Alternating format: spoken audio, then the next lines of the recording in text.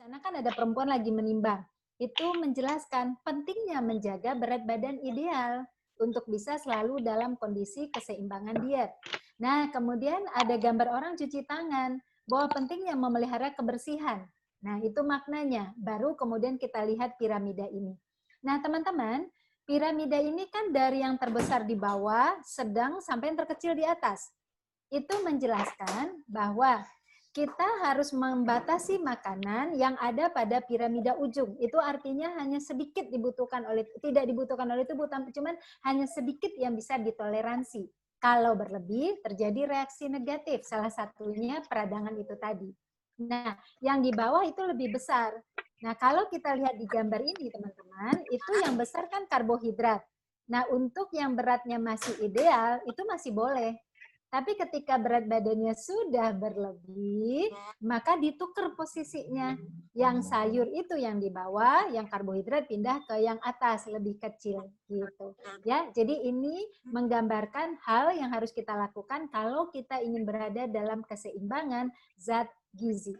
Nah, coba lihat paling atas teman-teman. Itu ada gula, ada garam, ada minyak.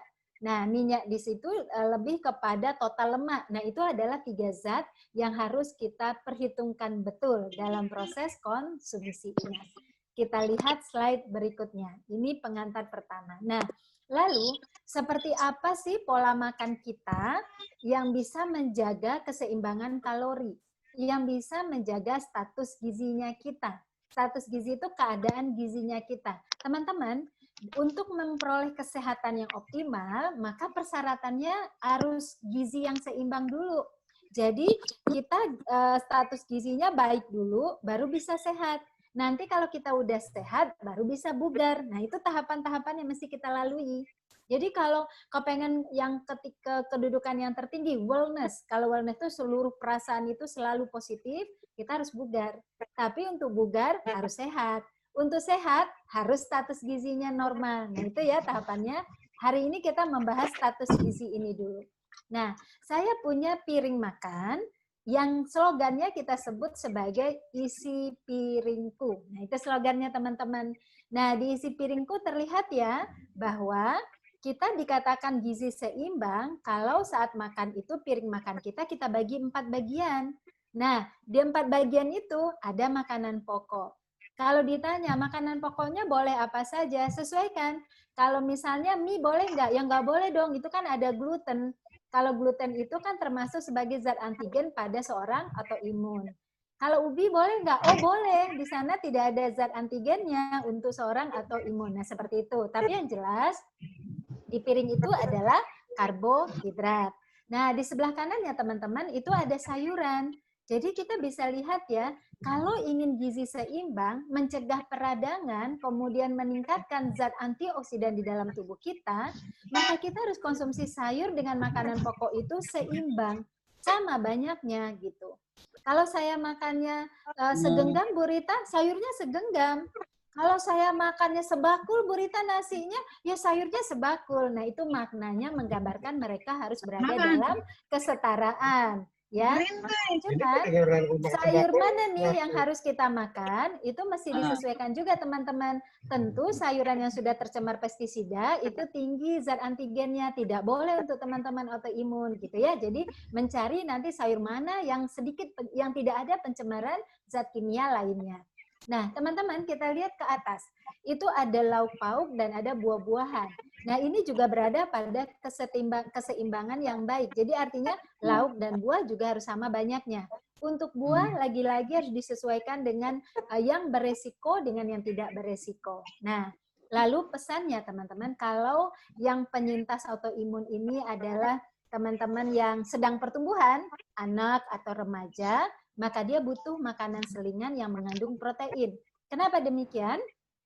Karena protein yang bisa meningkatkan, menambah selnya menjadi bertambah besar atau hipertrofik, pembesaran sel. Nah, kalau kita lihat, kalau dilihat di situ, kenapa gambarnya susu? Nah, susu itu di sana ada laktos. Tidak semua autoimun bisa menerima laktos. Sebagian tubuhnya menganggap laktos itu benda asing atau antigen. Tentu itu tidak boleh. Kita bisa ganti dengan protein sumber yang lain. Nah, ini prinsip dasarnya dulu ya teman-teman ya. Nah, sekarang kita lihat nih, dari semua kelompok ini, mana yang menghasilkan kalori yang besar dan bagaimana kita menentukannya. Kita lihat slide berikutnya. Nah, mari kita lihat. Kalau kita bertanya ke diri kita, apakah saya berada dalam kondisi keseimbangan energi atau keseimbangan gizi kaitannya dengan energi gitu ya? Jawabannya adalah lihat berat badan kita. Orang-orang yang mempunyai berat badan normal, maka kita simpulkan dia berada dalam keseimbangan energi. Tapi orang-orang yang berat badannya berlebih, dia tidak berada dalam keseimbangan energi. Itu akan berpengaruh pada metaboliknya. Muncullah nanti penyakit-penyakit hipertensi dan lain sebagainya. Dan untuk teman-teman yang penyintas autoimun tentu beresiko terhadap inflamasi, peradangan. Jadi berat badan berlebih beresiko untuk peradangan. Nah, kalau berat badan saya kurang, itu bukan keseimbangan energi. Berarti keseimbangan energinya tidak normal. Apa yang terjadi kalau berat badannya kurang? Penurunan imunitas, gampang sakit, gampang batuk, gampang pilek, gampang infeksi. Ya, nah tentu ini juga akan men-trigger imunitasnya dia. Nah, namun teman-teman perlu dipahami juga, berat badan ideal pun belum tentu seimbang. Lah, kok bisa begitu Bu Rita? Iya, karena berat badan ini menunjukkan keseimbangan energi. Tapi keseimbangan energi bisa jadi di energi dia seimbang, tapi nggak pernah makan sayur. Di keseimbangan energi terjadi, tapi nggak pernah makan buah. Berarti bisa jadi dia defisiensi mikronutrien. Tapi berat badannya normal. Cuman ada defisiensi mikronutrien. Nah, jadi ada indikator lain yang mesti kita lihat kembali. Tapi hari ini, dengan mencapai berat badan ideal saja, itu sudah langkah luar biasa untuk mencegah tubuh kita dari proses peradangan. Kita lihat slide berikutnya. Nah, bagaimana nih kita menentukan saya ini berat badannya ideal nggak sih Bu Rita? Teman-teman yang lagi di rumah tuh yang ada kertas pulpen, yang ada kalkulator, boleh tuh dicoba, atau yang ada HP, ada kalkulatornya, boleh coba hitung-hitung. Rumusnya gampang banget. Pertama tuh rumusnya, berat badan kita sekarang nih berapa? Saya misalnya 54 kilo, saya tulis 54. Nah, lalu kemudian tinggi badan saya sekarang berapa? Bapak Ibu kan tahu tuh tinggi badannya berapa. Kalau saya sih cuma 154 tinggi badannya. Nah, tinggi badan itu dijadikan ke meter, teman-teman. Itu untuk yang di bawah ya, kan weight dan height-nya itu tinggi badannya itu dijadikan ke meter. Berarti kalau 154 jadinya 1,54 dikuadratkan. Jadi 1,54 kali 1,54 sekitar 2,2. Nah, baru berat badan aktual saya hari ini saya bagi dengan yang tinggi badan dikuadratkan tadi, yang telah jadi meter dikuadratkan, dapat angkanya. Nah, angkanya teman-teman tinggal masukkan ke sana tuh. Wah, saya dapatnya 19 Bu Rita. Selamat. Berat badannya ideal. Artinya keseimbangan energinya bagus. Bu Rita, saya dapatnya 17. Oh, berat badannya kurang. Berarti keseimbangan energinya negatif. Nah, Bu Rita, saya dapatnya angkanya 27. Wow, itu kelebihan berat badan. Keseimbangan energinya positif, berlebih. Nah, itu tidak normal. Kita carinya yang normal, tidak plus dan tidak minus gitu. Ya, itu cara mengukurnya. Nah, teman-teman udah bisa tuh peroleh slide ini, lalu hitung-hitungan di rumah, ketahuan tuh saya punya berat badan berapa. Intinya gimana? Kalau kurus yang diidealkan, kalau lebih ya diidealkan. Nah, kalau kurus mau diidealkan gimana tuh caranya? Tambah asupan energinya.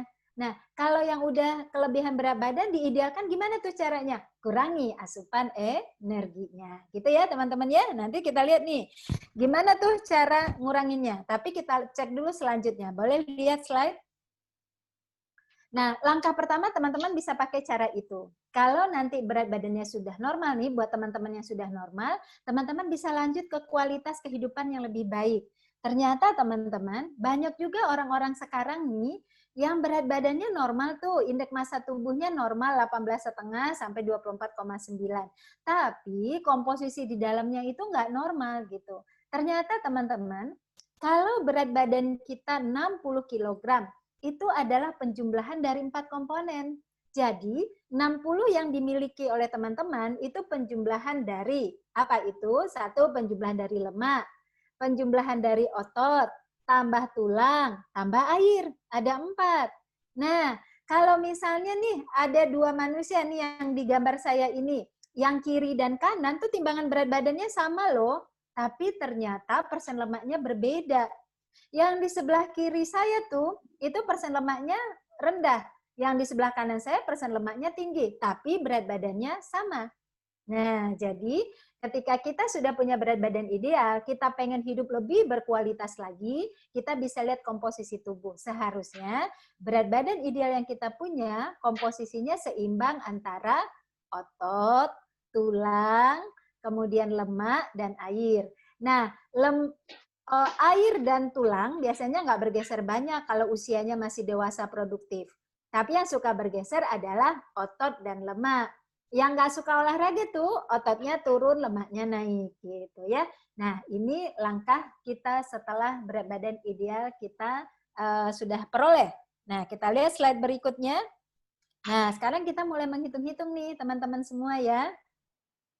Gimana saya menghitung kebutuhan kalori saya, Bu Rita? Gampang caranya.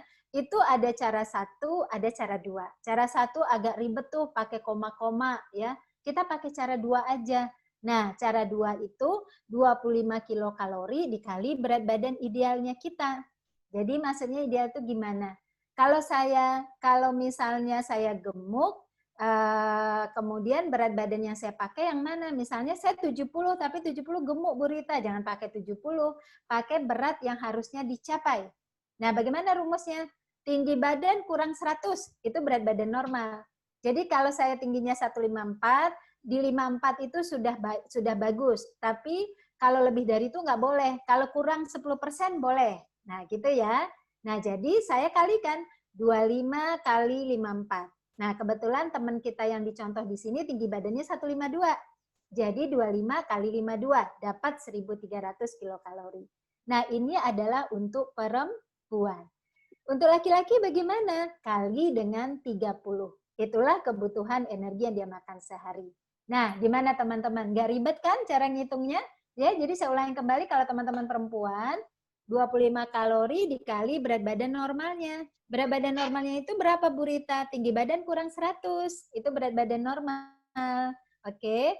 Tapi kalau status gizi saya ideal seperti indeks massa tubuh tadi, oh pakai aja berat badan itu karena berat badan itu sudah ideal. Nggak usah pakai tinggi badan kurang 100 ya. Nah, nanti dari angka ini bisa ditambah kalau kita pekerja berat. Kalau aktivitas fisik kita berat. Tapi kalau kita work from home, kita hanya di rumah, kita hanya di mobil nyetir. Tadi ada teman kita yang lagi nyetir, yang lagi di jalan sepertinya. Nah, itu nggak perlu ada tambahan lagi. Kan duduk di mobil, yang jalan mobilnya, bukan orangnya gitu ya. Nah, jadi udah dapet tuh angkanya ya. Nah, sekarang kita coba hitung-hitung nih. Jadi kalau kayak gini makanan saya bolehnya berapa ya Bu Rita? Kita lihat slide berikutnya. Nah, kita lihat ini. Teman-teman coba kita lihat. Kita punya makanan yang pertama tadi kan piring makan kita bagi 4 tadi kan. Yang di sebelah kiri itu adalah kelompok makanan pokok atau karbohidrat. Jadi teman-teman, seluruh karbohidrat itu satu porsinya itu ada 175 kilokalori di dalamnya. Kalau nggak ada tambahan apapun. Jadi misalnya nih, nasi 100 gram, kayak cetakan di rumah makan sederhana teman-teman, yang kecil gitu loh, yang cek itu 100 gram. Kalau nanti agak gedean tuh 150 gram. Ternyata 100 gram nasi itu ada 175 kilokalori. Oh, Bu Rita, saya mau makan jagung. Jagungnya 3 buah yang ukuran sedang, 175 kilokalori. Teman-teman bisa lihat ya di gambar itu. Kalau mie nggak boleh karena ada gluten. Jadi kalau yang sudah ketahuan gluten untuk tubuhnya zat antigen nggak boleh dikonsumsi. Tapi Ibu Rita tulis di sini, saya tulis di sini karena dia bagian dari karbohidrat. Tapi bukan berarti semua yang saya tulis harus teman-teman makan. Enggak, dipilih yang sesuai. Yang sesuai untuk autoimun apa? Ya nasi putih boleh, nasi merah boleh, kentang boleh, ya kan? Kemudian yang dari tepung beras boleh gitu ya, itu bisa kita konsumsi. Jadi kita udah tahu nih ya, saya makan nasi segenggam Bu Rita 175 kilokalori loh ya, gitu ya. Nah, nanti kan pakai lauk-lauk lagi dan lain sebagainya. Lanjut lagi slide berikutnya. Nah, kemudian ini masih yang sumber karbohidrat. Singkong, saya mau singkong Bu Rita, kalau singkongnya 120 gram atau satu potong sedang, satu potong lah ya, bukan satu buah. Satu potong sedang itu 175 kilokalori. Nah, saya pengen roti putih, ntar dulu, di situ ada gluten, jangan diputuskan itu dulu, dicek dulu, itu cocok apa enggak. Pada umumnya nggak bisa, karena ada glutennya. Pindah yang lain ya, gitu. Misalnya, pindah ke tepung beras. Nah, 8 sendok makan tepung beras, 175 kilokalori. Oke, jadi kita tinggal hitung-hitung, oh itu 175. Nah, Bu Rita, saya ribet ngitung-ngitung, normalnya berapa sih saya boleh makan yang seperti ini dalam satu hari? Nah, kalau tinggi badannya rata-rata, karbohidrat ini hanya boleh dimakan satu hari, 24 jam, itu hanya boleh maksimal 3-4 porsi. 3-4 porsi. Itu udah include semua karbohidrat di dalamnya. Jadi 3-4, nggak banyak. Ya, kalau misalnya saya jarang gerak, seperti sekarang work from home, nah saya hanya makan 2-3 porsi. Jadi kalau pagi cuman 5 sendok makan nasi gitu. Siang begitu lagi, terus kalau sore cemilannya pakai ubi, terus malamnya nggak pakai nasi misalnya. Nah, seperti itu cara menghitungnya. Itu dari karbohidrat saja. Nah, kita lanjut. Ada zat lain yang mengandung kalori juga, makanan lain. Next. Nah, teman-teman, protein hewani itu juga mengandung energi. Itu harus kita hitung. Nah, teman-teman, protein hewani itu dibedakan 3 loh ya. Ada protein hewani yang lemaknya rendah. Ada protein hewani yang lemaknya sedang. Ada protein hewani yang lemaknya tinggi. Nah, yang lemaknya tinggi buat teman-teman tidak dibolehkan. Oke, pilihlah yang lemaknya rendah atau sedang. Tapi yang lemaknya rendah atau sedang pun cek dulu. Di situ ada kemungkinan tercemar antigen yang tinggi enggak gitu. Nah, itu harus diperhatikan. Seperti misalnya ikan laut dalam. Itu sangat mungkin mengandung merkuri. Berarti itu jangan dipilih gitu ya. Nah, mana yang lemaknya rendah? Ayam lemaknya rendah kalau tidak pakai kulit. Oke? Kalau pakai kulit dia justru masuk ke area tinggi lemak. Jadi sesungguhnya kita-kita ini kulit ayam itu nggak boleh dimakan menjadi keseharian, hanya sekali waktu. Karena lemaknya tinggi dan kalorinya juga sangat tinggi gitu ya. Nah, kemudian apalagi kalau digoreng itu baru dari ayamnya aja loh ya. Nah, ayam tanpa kulit itu kalorinya 50 teman-teman satu potongnya. Tapi kalau dia pakai kulit, nanti bisa dilihat di slide berikutnya, itu 150 kilokalori. Itu baru ayamnya aja. Kalau dia digoreng, nambah lagi 50 kilokalori. Kalau digorengnya pakai tepung, nambah lagi 100 kilokalori. Gitu. Jadi proses penggorengan bukan yang kita anjurkan. Oke ya teman-teman, ini sekitar 50 kilokalori. Jadi putih telur 2,5 butir, ayam tanpa kulit 1 potong, itu 50 kilokalori.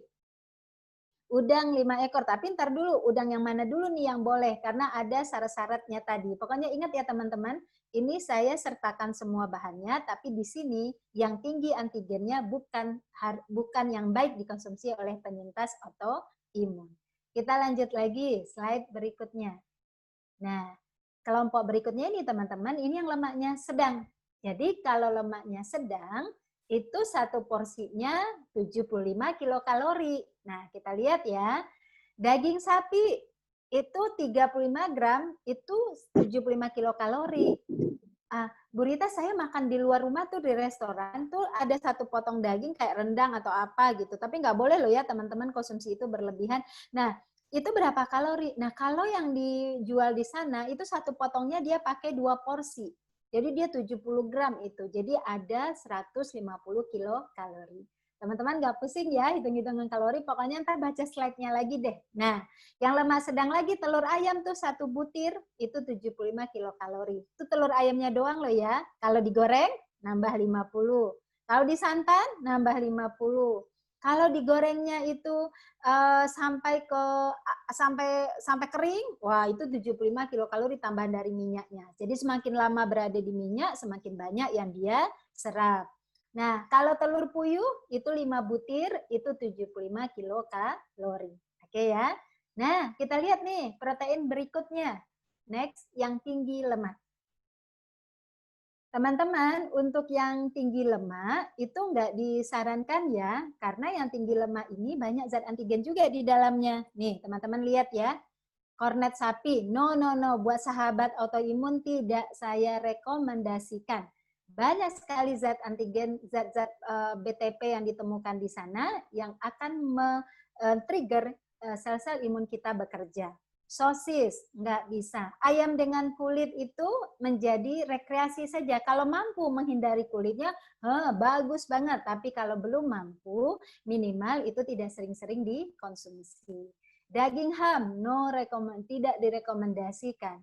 Nah, kemudian bebek itu tinggi lemak, belut itu tinggi lemak. Nah, yang tinggi lemak itu satu potong aja tuh, satu porsi aja itu sampai 150 kilokalori. Maka orang-orang yang sering mengkonsumsi ini dipastikan selain tubuhnya banyak meradang, juga terjadi peningkatan berat badan. Ya, sementara berat badan ideal kunci utama untuk membuat tubuh kita tidak terjadi proses peradangan. Jadi kita sepakat ya sahabat ya, berat badan ideal harus kita jaga. Itu menunjukkan keseimbangan energi. Nah, sumber energi ada di protein yang nabati juga. Kita lihat slide berikutnya. Nah, teman-teman, di protein nabati ini, dia sebenarnya punya keunggulan ini. Jadi, dia kan mengandung protein. Kalorinya 75, setara dengan protein hewani yang lemaknya sedang tadi, setara dengan 1 butir telur gitu ya. Tapi dia punya keunggulan, di dalamnya itu ada serat untuk keseimbangan mikroflora usus kita. Jadi, teman-teman lebih banyak memilih nabati malah bagus banget gitu, tapi tetap keseimbangan proteinnya diperhatikan ya. Kenapa demikian? Karena ada serat. Serat itu untuk makanan dari mikroflora positif. Nah, kemudian di dalamnya ada zat fitokimia. Fitokimia itu zat yang hanya terdapat pada makanan, tumbuh-tumbuhan, makanan nabati, yang kerjanya itu melindungi, mencegah inflamasi dan sebagai zat antioksidan. Nggak dipunyai oleh protein hewani. Maka teman-teman, pemilihan tempe itu bagus. Tapi ingat, pengolahan tempe masih diperhatikan. Jangan lagi teman-teman beli tempe, potong tipis-tipis, kasih tepung yang tebal, digoreng. Waduh, itu peradangan terjadi dan proteinnya pun sudah mulai rusak kalau terlalu tipis dan digoreng. Kayak tempe orek, dipotong kecil-kecil, digoreng, lalu ditumis lagi dengan minyak. Terlalu double pemanasan, gitu ya. Itu merusak zat gizi. Nah, ini porsiannya. Jadi, 1 potong tempe, 2 potong sedang tempe 50 gram, yang nggak tebal maksudnya, seperti yang gambar saya, itu ada 75 kilokalori. Nah, nggak terlalu tinggi kan ya, dibandingkan ayam dengan kulit yang 150 kilokalori. Nah, kalau mau pilih kacang tolo misalnya, 2 sendok makan, itu sudah 75 kilokalori. Kalau ditanya nih, saya ribet ngitung-ngitung Bu Rita, jadi berapa nih saya harus makan karbohidrat sehari? Tadi udah ya, 3-4. Nah, kalau kemudian ada 3-4 tuh include semua ya, cemilan ubinya masuk, kemudian makanan pokoknya udah semua di situ. Nah, kalau nggak gerak nih work from home 2-3. Nah, kalau protein ini gimana? Sama. Protein ini juga 3-4. Tapi karena kita lagi pandemik, protein harus ditambah teman-teman. Jadi harus 4-6 per hari. 4-6 porsi per hari. Boleh pilih dari tempe, boleh pilih dari telur tadi, boleh pilih dari yang protein yang tidak mengandung zat antigen. Nah, kita lanjut lagi. Sebenarnya selain protein nabati, ada lagi yang mengandung kalori. Next, itu ada pada susu. Nah, susu itu kan juga sumber protein ya, itu juga mengandung kalori. Nah, ini teman-teman, di susu juga ada kandungan kalorinya mulai dari 75 sampai 150. Tapi ingat, di susu ada laktos ya, tidak semua teman-teman penyintas yang bisa bersahabat dengan laktos. Yang tidak bisa bersahabat dengan laktos memang akan men-trigger imunitasnya. Jadi harus disesuaikan. Nah, ada yang proses fermentasi lebih mudah diserap, lebih baik kerjanya di dalam pencernaan kita, yaitu yogurt. Nah, itu juga pilihan yang lebih baik gitu. Nah, itu kalorinya mulai dari 75 sampai 150. Yang skim, yang rendah lemak atau yang skim, yang rendah lemak itu 125, kalau yang skim itu cuma 75. Nah, kalau yang full cream itu 150. Lalu di buah-buahan teman-teman, itu ada 50 kilokalori. Jadi teman-teman makan pepaya 1 potong 50 kilokalori. Makan jeruk 1 buah 50 kilokalori. Kemudian makan pisang 1 50 kilokalori gitu ya, itu dari buah. Nah, kalau di jus Bu Rita, no. Di jus tidak disarankan kecuali jusnya waktu di jus itu hanya menghaluskan saja, tidak dibuang seratnya dan tidak ditambahkan gula pasir ke dalamnya. Nah, itu boleh, tapi kalau sampai diambil airnya aja tuh, no, itu disebut sebagai gula. Jadi efeknya mirip sama gula. Ya, yang airnya doang. Apalagi kalau ada yang berani menambahkan gula lagi, tambahkan creamer kental manis lagi, kalorinya tinggi sekali dan juga itu bisa men-trigger imunitas seseorang, ya. Nah, kemudian gula-gulaan yang saya cerita tadi. 1 sendok makan gula pasir, 1 sendok makan gula aren, 1 sendok makan gula merah, 1 sendok makan madu, itu ada 50 kilokalori. Kebayang ya kalau ada klien saya tuh ada yang hobi konsumsi kopi. Dia 3 cangkir sehari. Sekali kopi itu nambahin 2 sendok makan gula pasir. Sehari 6 sendok makan. 1 sendok makan aja 50. Kalau 6 ada 300 kilokalori yang dimakan dari gula saja. Wow, itu luar biasa efek kesehatannya kelak walaupun hari ini belum terasa gitu ya. Nah, inilah kandungan-kandungan energi pada makanan. Nah, kalau teman-teman tanya, Bu Rita, yang simpel aja deh, berapa buah sehari yang harus saya konsumsi? 3 minimal. Tapi di masa pandemik 5.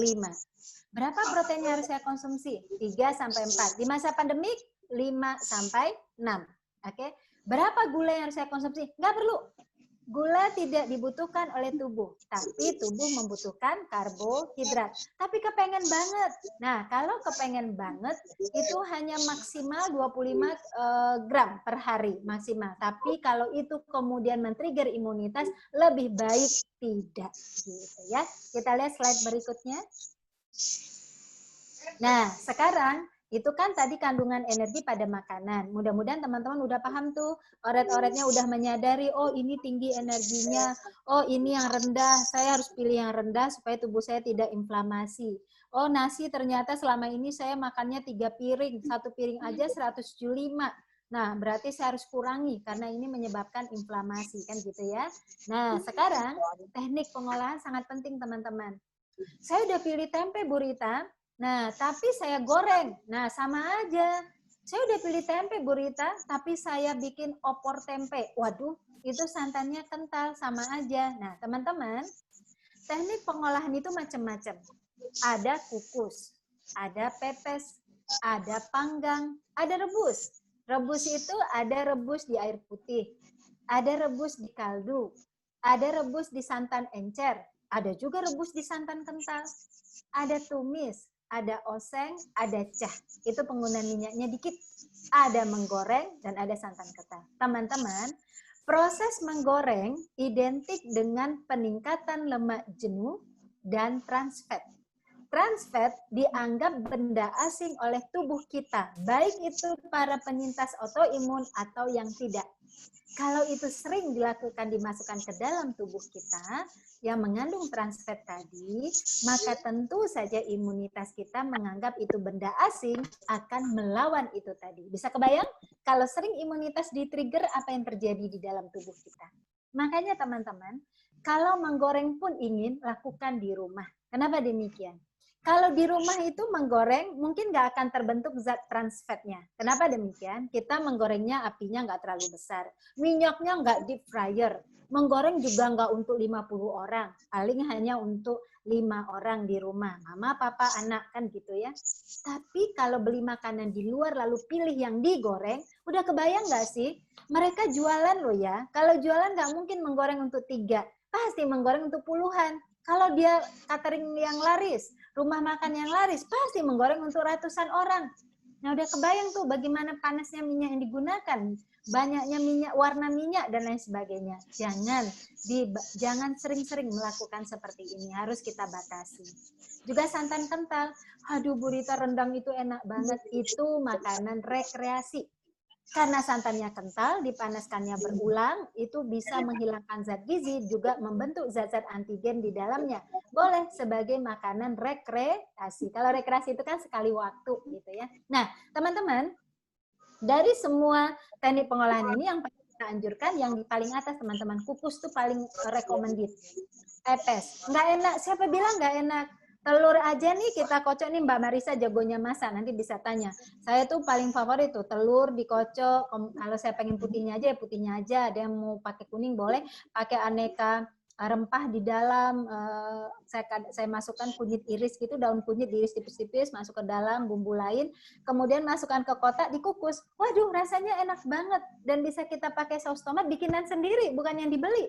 Saus tomat bikinan sendiri, tomat bener isinya, itu enak banget. Nah, pepes itu juga tidak menghilangkan zat gizi dan tidak menimbulkan zat antigen. Panggang dengan suhu di bawah 180 derajat baik dan tidak menimbulkan zat antigen. Tapi memanggang di atas 200 derajat atau membakar langsung di atas sapi itu membentuk zat antigen. Tidak rekomendasi gitu ya. Nah, kemudian kalau merebus, yang paling direkomendasikan, mana yang paling baik Bu Rita? Air putih saja, santan encer, atau kaldu? Yang paling direkomendasikan kaldu tulang. Teman-teman, di kaldu tulang ada zat fitokimia yang berperan sebagai antiinflamasi. Nah, oke, kemudian tumis, oseng, dan cah. Itu boleh dengan minyak sedikit, teman-teman.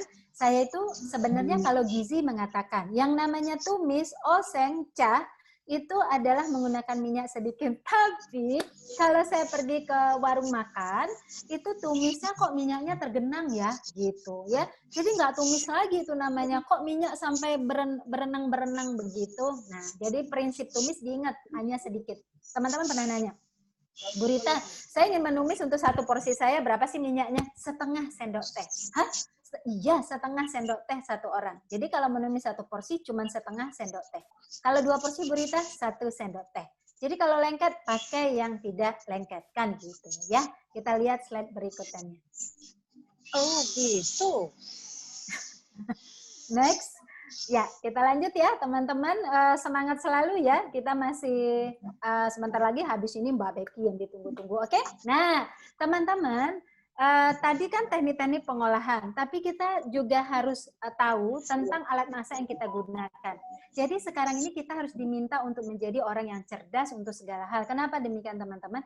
Karena terkadang alat masak yang kita gunakan berkali-kali dengan alat yang tidak tepat. Saya pernah punya pengalaman yang anti lengketnya saya itu dipakai pakai zat sendok besi sama mbaknya. Saya itu sampai kegores macam-macam. Nah, hati-hati kalau udah kegores berarti bisa jadi zat kimia penyusun alat itu masuk ke makanan kita.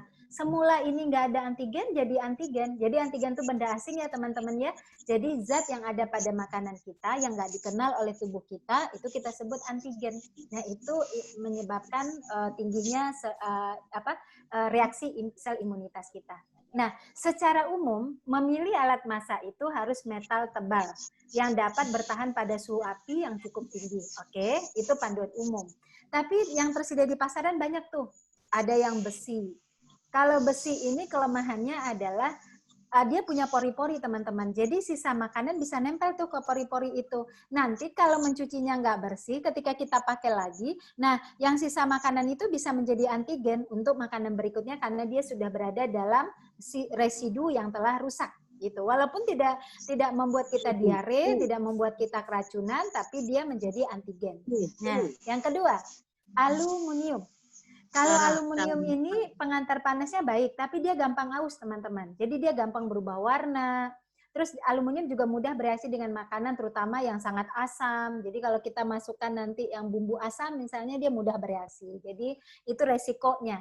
Nah, kalau kaca, keramik, enamel, dia itu tidak meresidu ke makanan, tapi pemanasannya lambat. Akhirnya apa? Kita memasak jadi lama. Nah, makanan kalau terlalu lama terpapar panas kehilangan zat gizi, juga ada risikonya lah gitu. Nanti kan teman-teman tinggal pilih plus minusnya ya, tapi saya hanya menceritakan bahwa ini loh risiko-risiko yang terjadi gitu.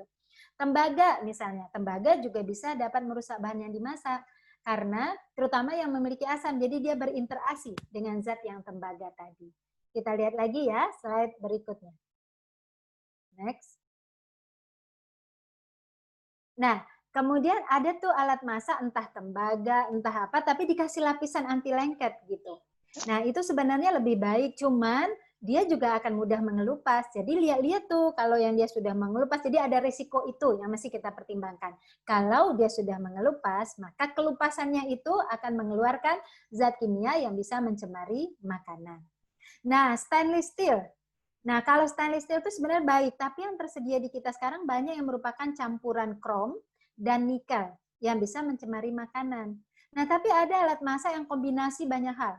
Stainless steel, iya, aluminium, iya, titanium. Nah, titanium itu emang bahan yang sangat baik sekali. Jadi dia ini tidak mencemari masakan sama sekali, menghantari panasnya itu juga lebih cepat, kemudian kehilangan zat gizi jadi sedikit. Loh, kok bisa kehilangan zat gizi sedikit? Jadi gini teman-teman, semakin lama makanan berada di atas api, maka semakin memudahkan kehilangan zat gizi. Makanya pemanasan ulang tidak disarankan. Jadi kalau ahli gizi selalu menyarankan, masaklah sesuai porsinya. Jangan ada pemanasan ulang gitu. Tapi kalau terpaksa memanaskan ulang, ada syarat-syarat yang mesti dilakukan gitu ya. Nah, kemudian juga dia karena cepat menghantarkan panas, zat yang ada pada makanan, seperti misalnya lemak yang tersedia pada makanan, bukan lemak yang kita edit ya, tapi pada makanan sendiri kan ada lemak, ada fitokimia yang bisa memberikan cita rasa tinggi dari makanan itu sendiri gitu. Jadi kadang-kadang kita nggak perlu menambahkan gula yang banyak, garam yang banyak, santan yang banyak, karena cita rasa tinggi itu bisa diperoleh dari zat gizi atau zat fitokimia yang ada pada makanan sendiri. Nah, ini adalah pengetahuan tentang alat memasak. Di luar kita memperhatikan tadi keseimbangan energinya. Kita lihat slide berikutnya. Nah, sekarang saya ingin cerita tentang minyak dengan imunitas. Itu yang saya ceritakan tadi ya teman-teman ya. Jadi, saya berharap kita semua memang harus bersahabat dengan makanan. Saya ingin kasih cerita saja. Kenapa semua orang bilang gorengan itu enak? Nah, karena gorengan itu kalau dan ada juga klien saya mengatakan, "Burita, Burita, saya heran deh, kalau gorengan itu bikinan istri saya nggak enak. Kalau beli di luar rumah enak." Tahu nggak jawabannya teman-teman? Kalau kita ngegoreng di rumah, itu nggak terbentuk trans fat. Karena trans fat itu terbentuk ketika apinya besar, minyaknya deep fryer, lalu dimasak dengan minyak yang telah berulang-ulang kali dipakai. Nah, itu trans fat kebentuk. Jadi trans fat itu ternyata kalau ketemu sama kelenjar saliva di lidah, memberikan sensasi unik. Sensasi unik inilah yang membuat kita kemudian merasa enak ya, enak ya, enak ya, terus lagi. Tapi jangan lupa, dia tidak dikenali oleh tubuh kita. Terjadilah chronic inflammation. Nah, itu yang membuat reduce immune responnya kita. Jadi kita jadi penurunan imunitas, kemudian atau hiperaktif imunitas. Nah, itu efeknya atau akhirnya dia bekerja untuk yang tidak normal. Nah, teman-teman kita harus menyiasati ini. Ganti dengan yang tidak digoreng, tapi kepengen rasa gorengan. Nah, itu kita bermain di alat masak. Jadi itu pilihan ada di kita semua.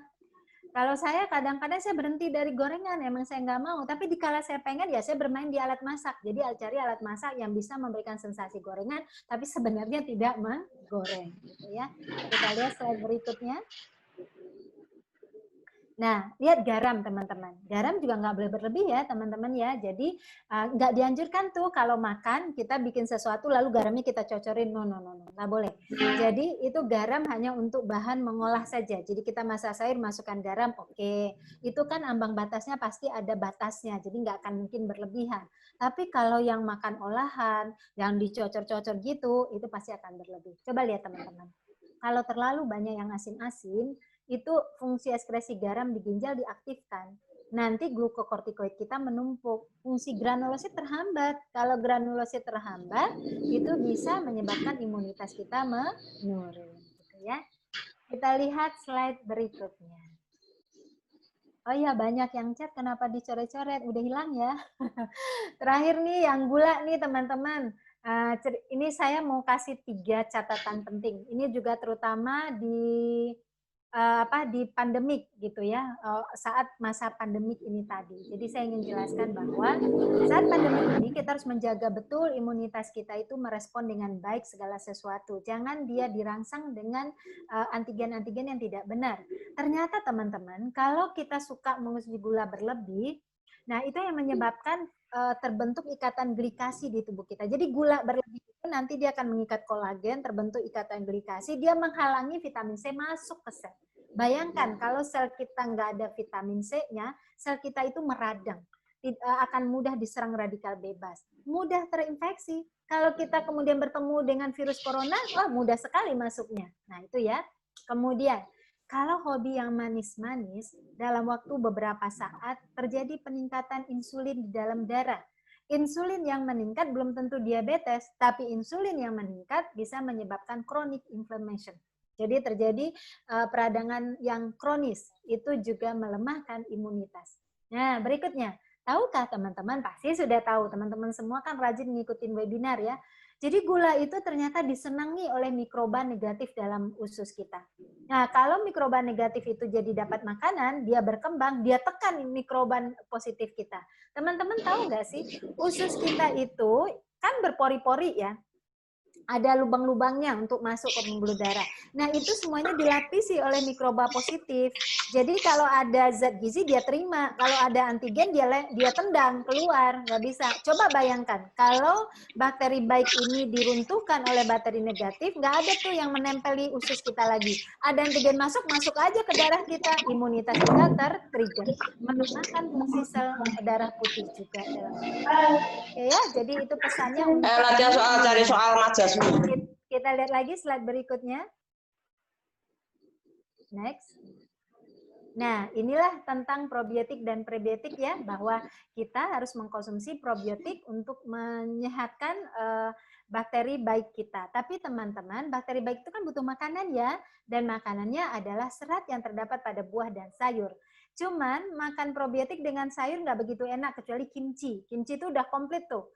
Bakterinya ada, sayurnya juga ada. Tapi kalau produk Indonesia kita pilih yogurt kan nggak enak dengan brokoli. Jadi kita harus konsumsi dengan pisang kah, atau dengan alpukat kah, atau dengan buah lain yang antigennya rendah gitu. Nah, jadi itu disebut simbiotik. Jadi harus kita simbiotikan terus tuh kalau makan-makan yang seperti itu. Kefir, ada bakteri positifnya, dia butuh serat loh, jadi dimakannya bareng buah gitu. Itu baru simbiotik. Kita lihat slide berikutnya. Nah, selesai sudah paparan saya. Teman-teman, saya seorang ahli gizi, disitulah saya praktek. Bedanya, kalau dokter praktek dapat resep obat. Tapi kalau teman-teman ke saya tidak dapat resep obat, dapatnya adalah resep makanan. Boleh lihat slide berikutnya? Nah, ini buku saya tadi Mbak Marisa udah bilang, saya udah menulis 36 buku gizi dan kesehatan. Yang terbaru itu adalah buku Gaya Hidup Antivirus, sudah ada di Gramedia dan sudah ada di e-book juga. Nah, teman-teman boleh follow IG saya juga, selain follow autoimmune.id, IG-nya kita, ya, boleh juga untuk mendapatkan pencerahan gizi. Terima kasih banyak atas kesempatan yang diberikan. Selanjutnya kita masuk sesi berikutnya, saya kembalikan ke Mbak Marisa. Terima kasih.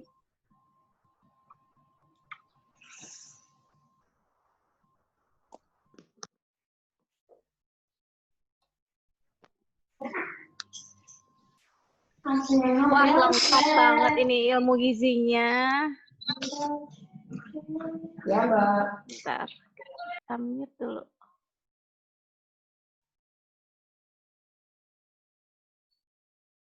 Oke. Mbak Rita, terima kasih sharingnya. Oke, sama-sama. Setiap ikut sesinya Mbak Rita nih, pasti langsung mikir kira-kira salah makan apa lagi, masaknya dibenerin gimana lagi. Langsung cek dapur. Oke, nanti akan disediakan waktu untuk tanya jawab, tapi kita akan masuk ke sesinya Mbak Becky dulu ya, yang akan sharing. Nanti di tengah-tengah saya juga akan praktekin 2 menu, 1 makanan dan minuman, sambil kita belajar dari Mbak Rita gimana cara menghitung kalorinya. Ya, terima kasih Mbak Becky. Waktu saya persilakan.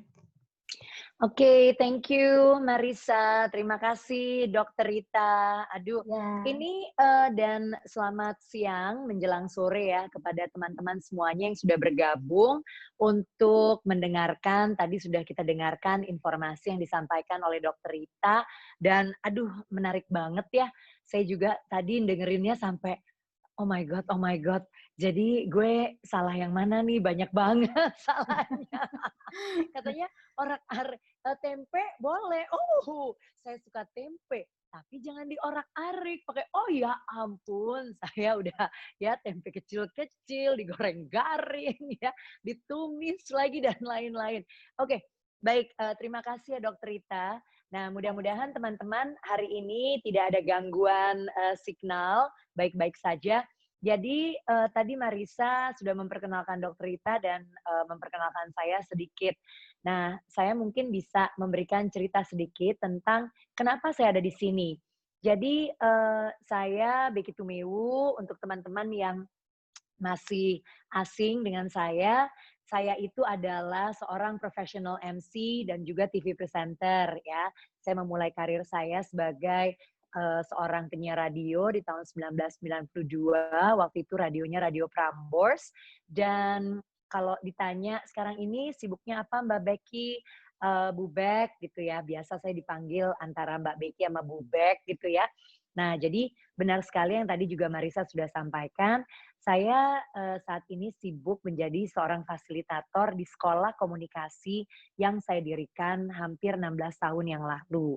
Nah, jadi seperti ya kedengerannya ya bahwa aduh sebagai MC, presenter, kemudian sebagai fasilitator, saya tuh kalau ngajar kelas-kelas sekarang ini kelas online, saya bisa mulai aktivitas saya dari jam 8 pagi hari dan bisa selesainya tuh baru jam 4 sore, jam 5 sore. Belum lagi sebagai seorang perempuan dengan multi peran ya, sebagai ibu, sebagai istri, sebagai aduh pokoknya sebagai perempuan pekerja. Jadi memang saya tuh banyak sekali aktivitas dan memang stamina itu penting sekali untuk saya. Nah, kalau tadi Dokter Rita sudah mengatakan bahwa oh iya ya, ternyata ini yang saya dapat nih Dokter Rita dari apa yang Dokter Rita sampaikan. Ternyata untuk bisa selalu positif perlu fisik yang bugar ya dok. Dan bugar itu beda loh dengan sehat. Sehat saja belum tentu bugar. Dan bagaimana kita bisa sehat? Ternyata kita harus memperhatikan asupan gizi yang baik. Jadi dari gizi masuk sehat, masuk bugar, masuk positif. Gitu ya dok ya. Nah ini nih, jadi memang kalau saya juga, saya sangat memperhatikan asupan saya dan juga aktivitas saya. Nah, sebelum sampai ke sana, saya ingin cerita juga kenapa sih saya bisa kenal Marissa. Saya itu mendukung Marissa Cordoba Foundation ini mulai dari 2014, ya kan? Jadi saya waktu itu kenalan dengan Marissa. Marissa adalah seseorang dengan autoimun dan sudah kalau hari ini dia udah 32 tahun hidup berdamai dengan autoimunnya. Jadi waktu itu saya juga waktu saya dengar cerita tentang Marissa, aduh saya tuh terkesan banget gitu.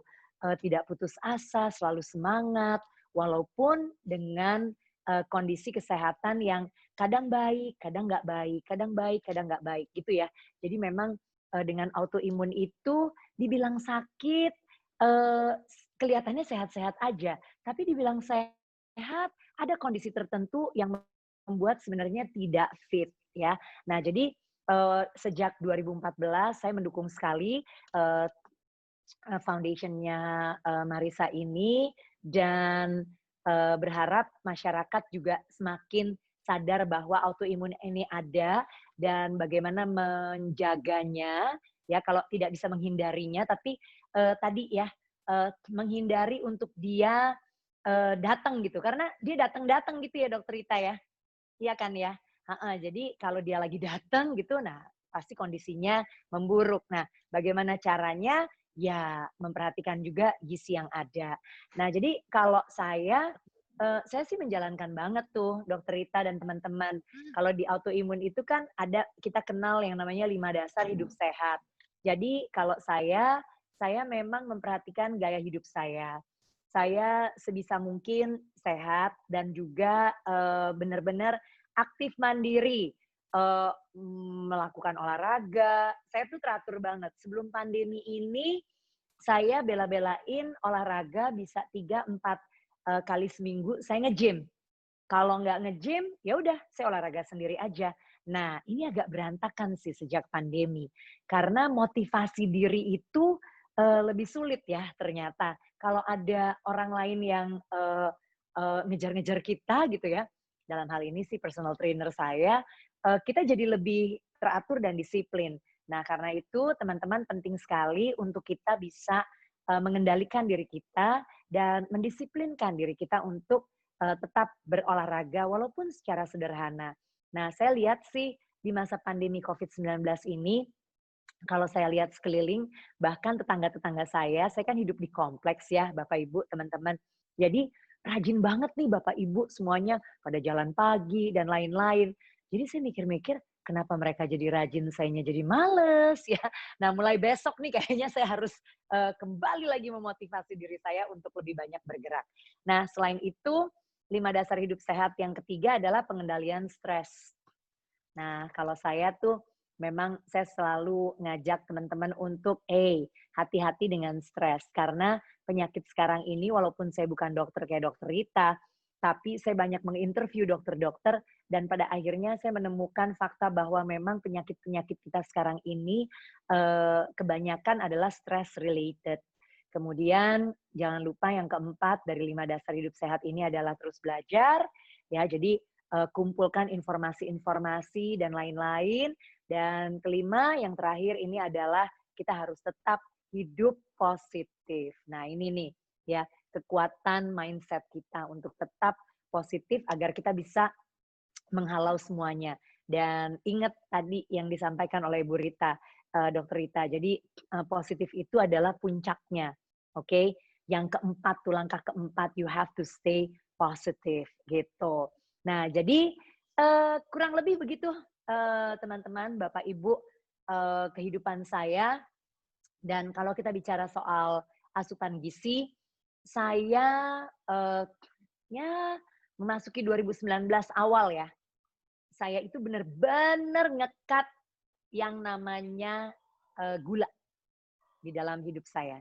Nah, di 2020 ini memasuki masa pandemi. Nah, ini nih, saya terus terang ya, Dokter Rita dan teman-teman yang lain, saya tuh tergoda banget, godaannya banyak sekali karena banyak sekali yang ngirimin saya makanan, ya, yang saya tahu gulanya tinggi banget. Tetapi dari 2019 di saat saya betul-betul meng-cut gula, ya, sampai sekarang kalau saya bandingkan, memang banyak sekali loh kondisi yang tidak nyaman yang kembali gitu. Seperti misalnya perut lebih gampang bloated, kemudian jadinya kita juga lebih gampang kayak lapar gitu ya. Karena banyak mengasumsi gula gitu, mengkonsumsi gula. Jadi ini nih yang juga saya perhatikan harus kembali saya kurangi. Dan terima kasih Dokter Rita, tadi masukannya udah sangat bagus banget ya. Nah, jadi teman-teman, kalau nanti ada yang mau ditanyakan, saya yakin pasti banyak yang lebih mau ditanyakan kepada Dokter Rita dan juga kepada Marisa, karena saat ini sebetulnya Marisa nih sedang mempersiapkan ya menu nih, ya kan? Jadi Marisa hari ini mau mempersiapkan menu soto ayam dan wedang rempah. Tapi sebelumnya saya mau tanya, Dokter Rita, jadi kalau menentukan menu harian tuh gimana ya dokter? Saya kan lagi pingin kembali untuk menajamkan nih asupan saya supaya sehat gitu ya. Nah, gimana ya ngaturnya untuk saya, untuk suami, untuk anak-anak gitu? Nah, mungkin Dokter Rita bisa memberikan jawabannya. Oke, baik, terima kasih Mbak Becky. Senang sekali mendengar Mbak Becky sudah tidak lagi mengkonsumsi gula dalam jumlah yang berlebih luar biasa. Itu Iya, sudah iya. suatu kemajuan yang hebat. Karena Emang memang Mbak susah Becky, sih, Dok. Heeh. ya, Apalagi sekarang ini kan kita banyak banget ini ya, Dok, yang namanya kopi, susu, gula aren. iya, betul. Sekarang Iya aneka kan minuman ya? juga macam-macam kan Heeh. itunya hidangannya Boba-boba, menggoda. minuman Nah, boba, dan lain-lain. yes. Aduh, itu kan kayaknya gula dan karbonya double-double ya, Iya, Dok ya? betul. Iya, Heeh. iya, iya. Dan itu Oke, jadi seperti gimana, Dok? gula tersembunyi yang kita nggak tahu Oke. gitu ya. Tahu-tahu satu gelas Ya, itu sudah sekitar lebih dari 50 gram gitu ya. Nah, tuh, ya baik untuk kan? menentukan menu harian nih Mbak Becky. Ya, Nah, kalau pertama kita tuh kalau ingin menentukan menu harian, kita ngecek dulu ke berat badan kita nih. Kalau kita personal, tapi kalau keluarga ya, tinggal kita rata-ratakan. Kalau saya nih oke. ngelihat Mbak Becky itu yang pertama udah terjawab. Oh, Mbak Becky berada dalam keseimbangan status gizi yang normal, ya kan? Karena Ya, tinggi badan berat badannya ideal. Berarti ya. berat badan dengan tinggi badannya ideal. Nah, itu sudah status Mhm. gizinya normal.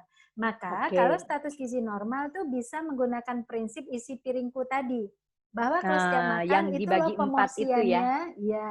Jadi Oke. pemorsian sayur itu harus sama banyaknya dengan karbo. Nah, pemorsian buah dengan lauknya tadi, tapi selingannya ada ditambah dengan protein juga gitu. Nah, cuman ketika Mbak Becky memorsikan antara sayur dan karbo, lalu kemudian Mbak Becky punya tujuan lain. Saya masih harus menurunkan lagi berat badan atau Ya, saya tidak lagi membutuhkan karbo yang berlebih karena saya sudah mulai usia sekian sangat sensitif dengan betul. karbo, maka Usia saya kurangi 50, Dokter. Saya usia nggak kelihatan. 50. Tidak terlihat ya, karena Heeh, sudah masuk fase amin. yang lebih tinggi ya, bugarnya sudah dapat. Mhm. Nah, jadi berarti karbonya boleh kita kurangkan porsinya gitu. Tapi Oke. kemudian pemilihan itu kan jelas berarti dalam hidangan rumah tangga kita di meja makan itu kita udah tahu kan. Berarti kalau yang makan 4 itu sayurnya harus 4 mangkok loh ya, kan gitu. Kalau yang mau Heeh. makan yang 4 berarti lauknya itu harus 8 potong loh karena satu orang kan harus 2 potong. Tadi kan satu hari itu 5 sampai 6 porsi ya kan selama pandemik ini nih. Oke. Ya, Nah, ya, ya. tapi beda-beda tuh bisa aja tuh 4 potongnya hewani, 4 potongnya nabati misalnya gitu kan. Nah, lalu buah Mhm. nih harus satu-satu setiap orang 4 porsi.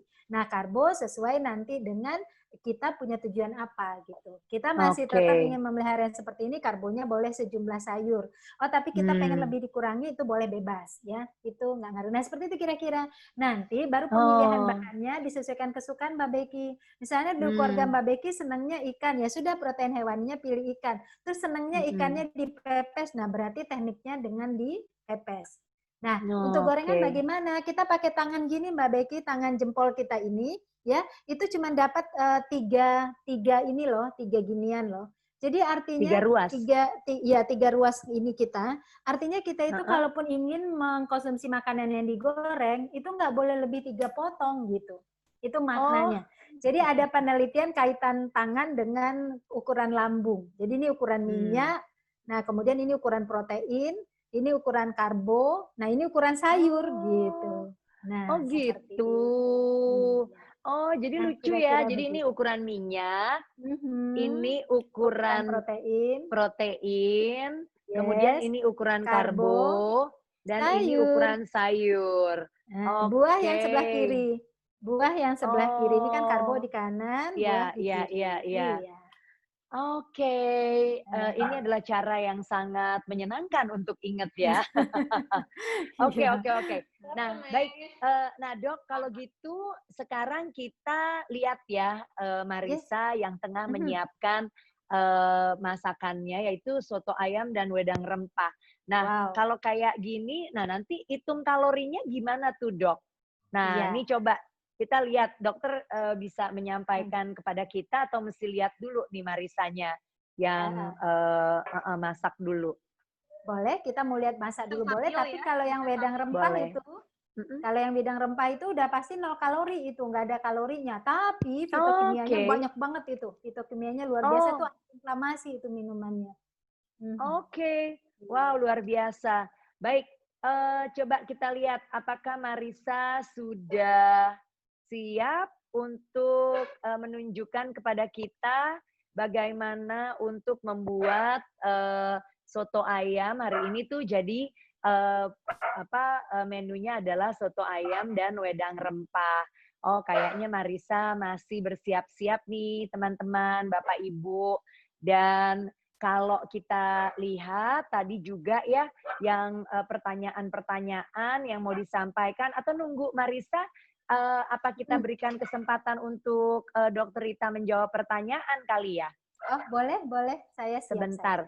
Oke, saya akan lihat ini pertanyaan-pertanyaannya. Oke, nah jadi ini adalah pertanyaan yang lebih spesifik ya untuk kondisi autoimun. Tadi dikatakan, apakah kimchi baik untuk penderita autoimun, Dok? Ya, baik. Langsung jawab ya Mbak Becky ya. Ya, silakan. Ya, siap.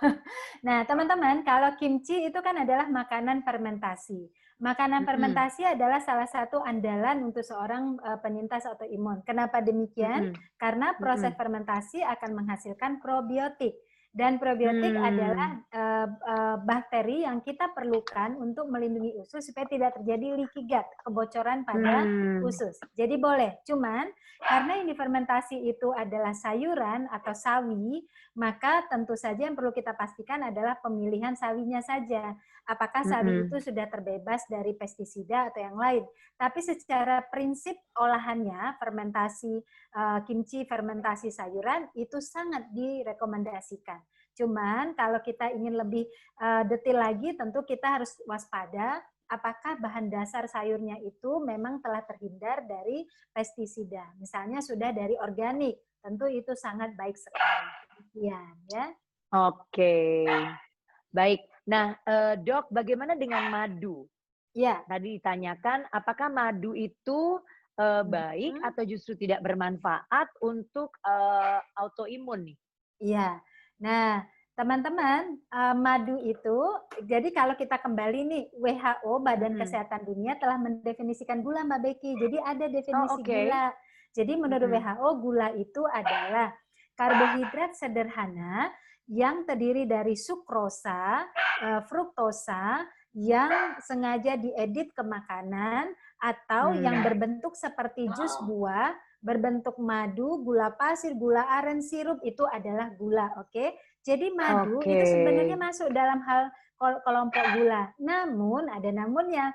Madu ini ternyata di dalamnya itu indeks glikemiknya lebih rendah, dan dia mengandung zat fitokimia, lalu dia juga mengandung di dalamnya itu beberapa mineral. Sehingga madu itu kalau kita jadikan pemanis untuk toleransi tubuh yang tidak melebihi 25 gram, boleh dikonsumsi.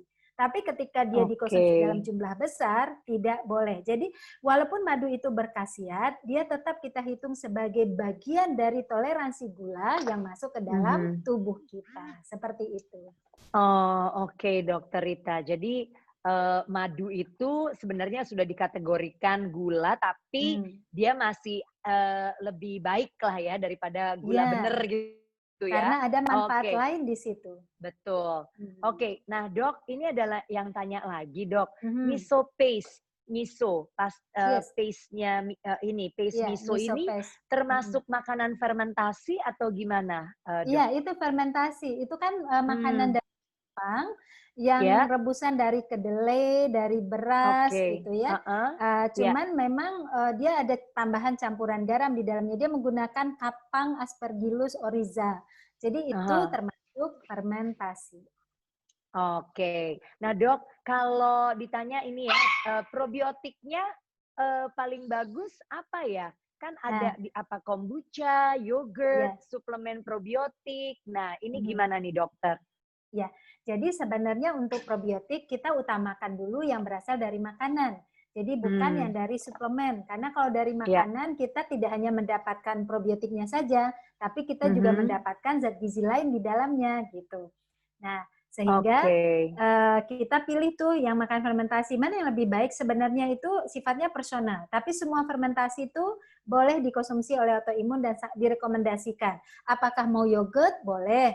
Apakah mau kefir? Boleh. Mau kimchi? Mhm. Boleh. Nah, itu silahkan Mhm. saja memilih. Tapi yang jelas memang kita upayakan dalam satu hari itu adalah salah satu menu kita yang berasal dari fermentasi food gitu.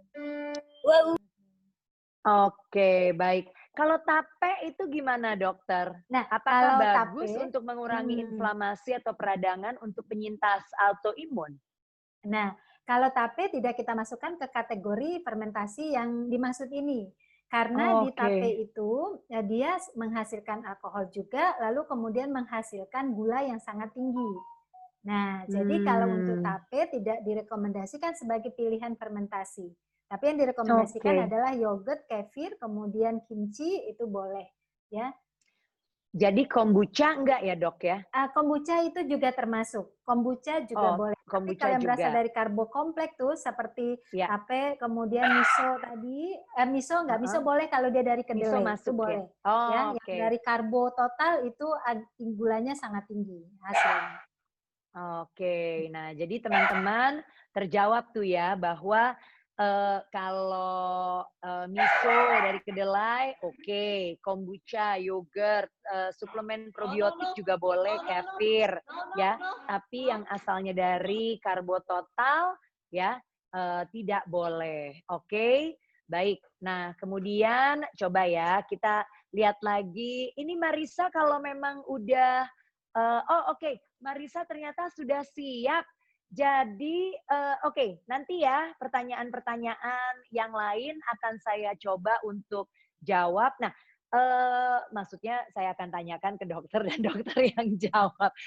Udah berasa-berasa dokter juga nih aku. Oke, Mar, silakan Mar. Sambil Marisa nyampein menu dan resep-resepnya dan menunjukkan caranya, saya akan sambil baca dalam arti saya bacain dulu pertanyaan, nanti kalau itu saya bisa tanyakan lagi kepada dokter ya. Oke, silakan Marisa. Oke, Mar, kayaknya suaranya nggak keluar tuh. Coba, you have to check your microphone. Ya, nah ini baru kayaknya bunyi nih. Bunyi ya? Yes, bunyi benar ya. Merdu suaranya. Asik. Oke.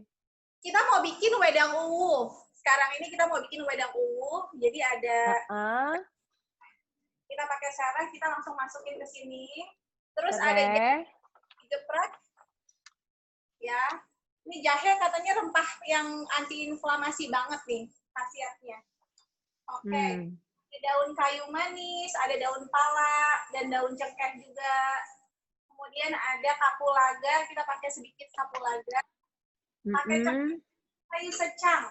Kita masukin semua nih ke gelas. Oh, secang. Secang lagi naik daun loh. Oh iya, soalnya cantik warnanya, Mbak Becky. Oh gitu. Oke. Ini sebetulnya gampang banget, kita tinggal seduh aja pakai air panas. Ini saya pakai electric kettle dari Salad Master.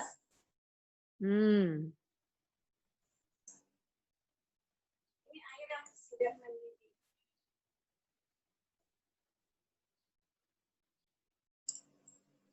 Oke.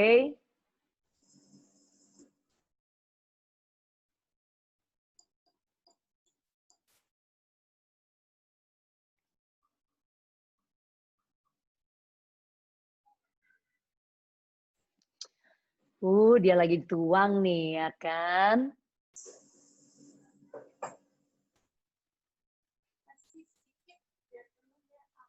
Nah, itu apa, Mar? Mar, kamu tuh sambil ngomong nggak sih? Kalau kamu sambil ngomong nggak kedengeran tuh. Oh, nggak kedengeran ya? Ini... Iya, nah kalau gini kedengeran. Nah, ini mati lagi. Sebentar. Oke. Ini gelasnya pecah, sebentar. Oh, oke. Ternyata gelasnya tidak tahan panas maksudnya ya. Oke, sambil nunggu Marisa, Dokter Rita, kalau cara ngatasin nih, ada yang nanya, cara ngatasin autoimun kalau lagi kambuh, apalagi kalau saat obatnya habis, Dok. Nah, gimana jadi gini, sebenarnya itu makanan, kemudian pengaturan pola pikir, pengaturan aktivitas itu dimaksudkan adalah untuk mencegah munculnya serangan itu tadi. Karena kalau sudah terjadi serangan itu memang harus menggunakan obat-obatan. Paling kita hanya bisa meminimalkan efeknya saja, misalnya dengan mencoba mendalami atau bersahabat dengan manifestasi klinis yang terjadi pada tubuh kita itu tadi. Mencoba kemudian menenangkan diri. Tapi itu terkadang tidak terlalu besar pengaruhnya ketika serangan itu sudah terjadi. Makanya tuh teman-teman semua, saat tidak terjadi serangan, kita tidak boleh lengah dalam membuat pola hidup ini bersahabat dengan penyakit autoimun kita itu. Oke, jadi harus selalu waspada gitu ibaratnya ya dokter ya. Betul. Harus selalu waspada, aware gitu ya. Oke, masih sambil menunggu Marisa, dok kalau untuk garam dok, garam Himalaya. Kan dikatakan garam Himalaya bagus gitu. Tapi apakah tetap namanya juga garam gitu ya? Apakah tetap harus kita jaga? Nggak boleh banyak apa gimana? Iya. Nah, sebenarnya itu kalau garam, baik itu garam laut ataupun garam Himalaya, dia sama-sama isinya adalah ikatan natrium klorida.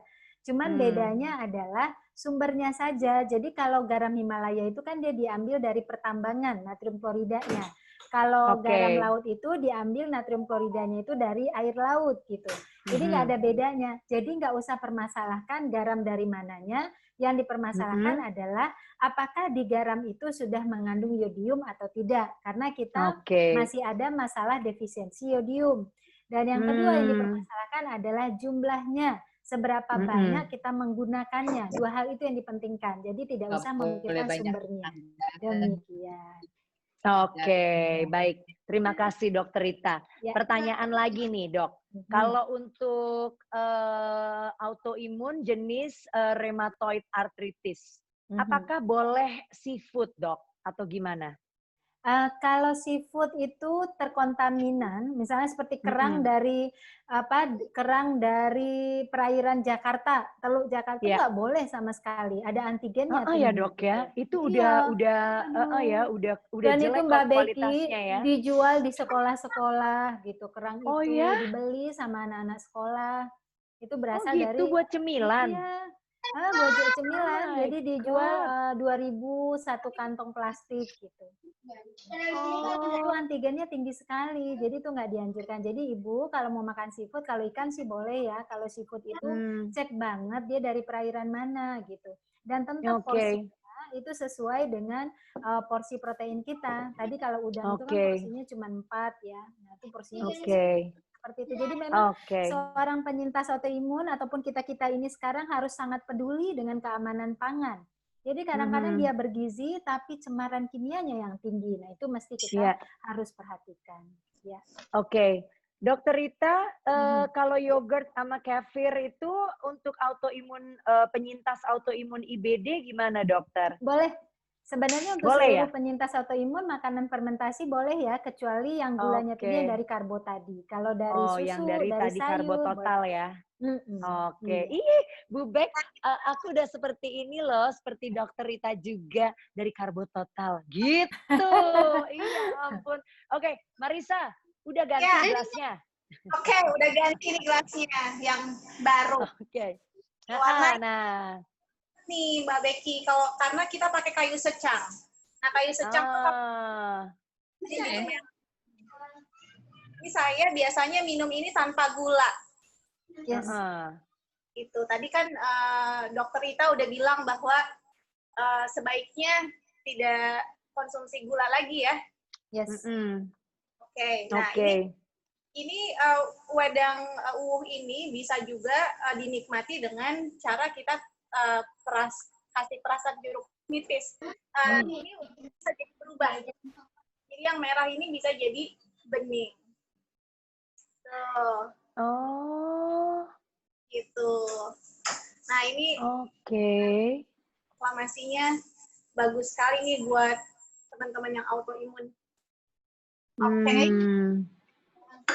Nah jadi dengan mengkonsumsi ini juga kayaknya ya tubuh lebih nyaman, kemudian juga baik untuk para penyintas gitu ya. Nah, selanjutnya Oke. sambil ngobrol sambil kita siapin soto ayam ya. Boleh. Ini pakai alat masak yang tadi dibilang sama Dokter Rita bahwa basicnya bahan dasarnya titanium. Oke. Salad master ya? Iya. Ih, luar biasa deh. Oke, ini banyak banget loh pertanyaan-pertanyaan. Sambil Marisa nyiapin, saya coba baca ya.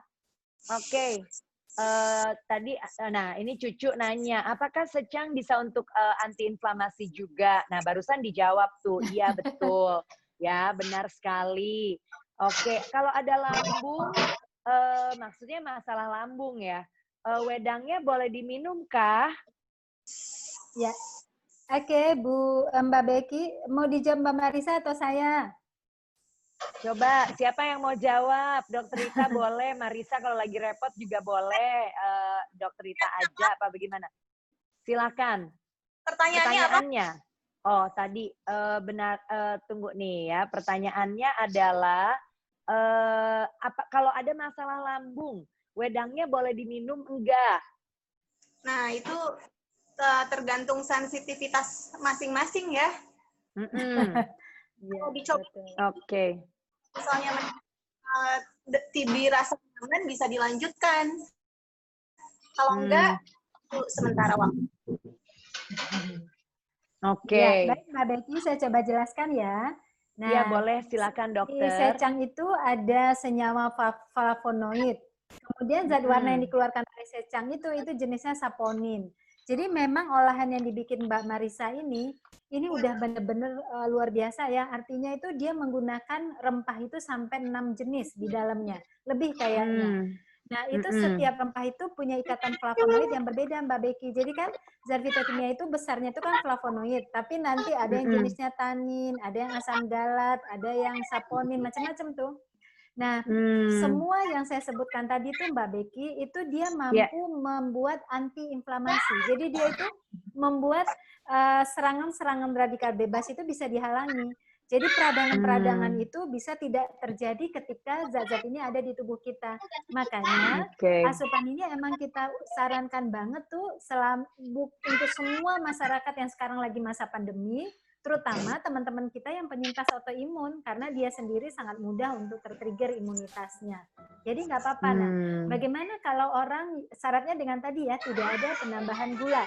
Kalaupun ini ya sedikit saja gula merah yang organik, sedikit aja. Tapi kalau baiknya tidak sama sekali. Nah, gimana orang-orang yang mengalami gangguan pada lambung? Sebenarnya tanpa tambahan lemon ataupun jeruk itu tidak ada yang menstimulasi produksi asam lambung berlebihan. Jadi sebenarnya boleh-boleh aja. Tapi tentu kita ini secara personal punya sensitivitas tertentu terhadap makanan. Jadi betul kata Mbak Marisa, nanti bisa cek ke kita juga. Kita itu gimana sih ininya reaksinya dengan ini, kita bisa mulai dari porsi kecil. Kalau ternyata baik-baik aja, pada umumnya akan baik-baik aja. Nah, itu bisa dijadikan minuman, salah satu minuman harian kita. Gitu, Mbak Becky. Oke, terima kasih Dokter Rita. Tadi ada yang tanya lagi, jadi kan tadi Dokter Rita mengatakan bahwa gula yang lebih natural, gula aren, nah termasuk gula palm sugar gitu ya. Ini apakah bisa digunakan sebagai pengganti? Apakah masih aman? Ataukah ini kalau sepenangkapan saya sebenarnya boleh-boleh aja asal jangan berlebih gitu ya, sesuai tetap takarannya mesti dijaga gitu ya dokter ya? Iya, jadi sebenarnya gini, kalau seorang penyintas autoimun itu gula kan memang men-trigger imunitas ya. Jadi sebaiknya memang tidak konsumsi gula. Jadi sebaiknya tidak. Tapi ada kondisi-kondisi tertentu yang kita itu kadang-kadang begini nih. Saya ingin mendapatkan manfaat dari air rempah misalnya. Itu kan manfaatnya luar biasa. Tapi saya tuh nggak bisa tuh kalau nggak pakai gula dikit aja tuh nggak bisa gitu. Jadi demi kita ingin mendapatkan manfaat yang besar tadi, bolehlah sedikit ditambahkan, sedikit aja. Tapi sebenarnya prinsipnya memang teman-teman penyintas autoimun harus berani untuk keluar dari yang manis-manis itu tadi. Nah, seperti madu tadi, kan madu itu juga termasuk gula, tapi karena madu itu ada hal lain yang kita mau ambil di situ, misalnya antioksidannya dan kaliumnya, bolehlah sedikit aja. Jadi jatah gula kita yang toleransi 5% tadi, kita ambil dari yang organik gula merah atau dari madu. Tapi kalau kita bisa enggak, kan kita udah manis toh Mbak Becky, nggak perlu yang manis-manis lagi gitu ya. Benar sekali dokter. Jadi jangan sampai kita kemanisan nanti blenek orangnya. Oke, ini banyak yang tanya nih Mar, terangin lagi dong tadi isinya wedang tadi itu apa aja yang ada secangnya katanya gitu. Apa aja ya isinya ya? Wedangnya ini. Marisa. Mar? Jelas Mar, suaranya. kamu tuh pakai mikrofon ya? Kalau nggak pakai mikrofon nggak jelas. Lebih jelas ternyata. Pakai apa? Nggak pakai mikrofon? Nggak pakai mikrofon. Tadi iya, coba makanya. Nggak jelas. Oke, silakan. Jadi wedangnya apa aja isinya? Tuh, ada yang jawab. Bagi resepnya ada di materi. Ini terdiri dari sereh yang sudah digeprek, kemudian ada jahe, ada daun kayu manis, ada daun pala, ada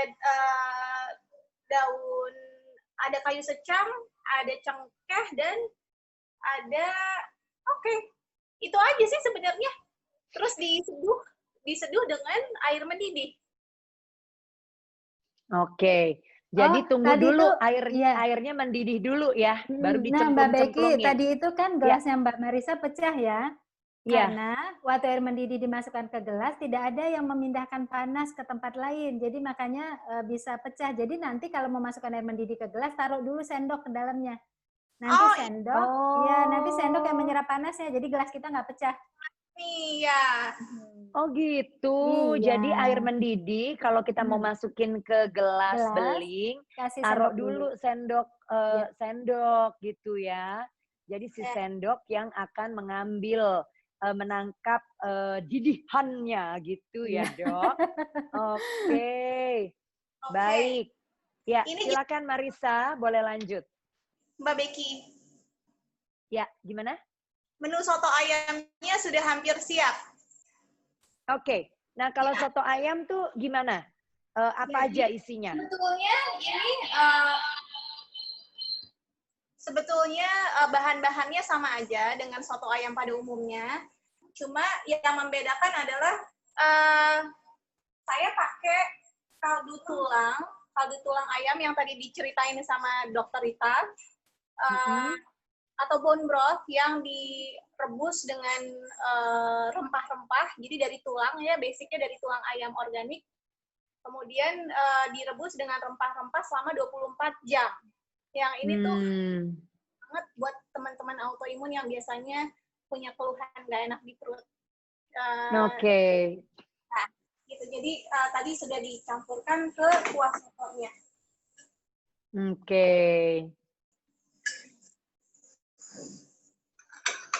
Ini udah ada bihun beras. Kemudian kita pakai ayam suwir yang sudah diungkep, dari ayam yang sudah diungkep dengan rempah. Ada sayuran kol dan toge ya, kita masukkan. Ini ada yang tanya, bone broth itu sebagai bumbu juga? Iya, sebagai bumbu dan penyedap gitu ya, supaya nggak usah pakai yang tambahan-tambahan yang banyak chemical-nya. Ya nggak sih, Mar? Iya, betul banget. Jadi ya kan? Kita berusaha untuk sealami mungkin kan, nggak pakai penyedap, artificial yang lain. Jadi kita betul-betul hanya mengandalkan rempah. Untuk kaldu pun kita dari kaldu yang alami, yaitu hasil rebusan tulang ayam atau tulang sapi atau tulang ikan. Ya.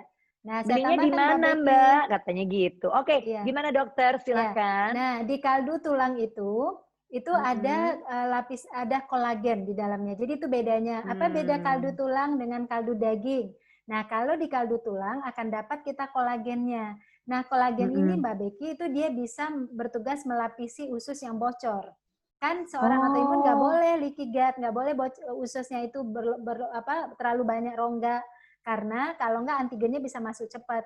Jadi kan dilapisinya kan dengan mikroflora positif. Nah, kolagen salah satu yang berperan untuk itu juga. Nah, itulah manfaatnya kenapa bagi penyintas kita sarankan untuk konsumsi kaldu tulang. Selain memberi rasa gurih yang alami itu tadi. Oke. Dokter Rita, ini sih pertanyaan saya ya. Kan seringkali kita juga ada tuh mengenal yang dikatakan nggak detox sih. Detox juga ada, detox bone broth detox gitu. Sama ada juga yang memang bone broth ini diminum gitu. Itu memang benar ya, dan gimana caranya dok? Jadi direkomendasikannya kapan sih sebaiknya kita mengkonsumsi bone broth ini gitu tanpa dijadikan masakan ya dok?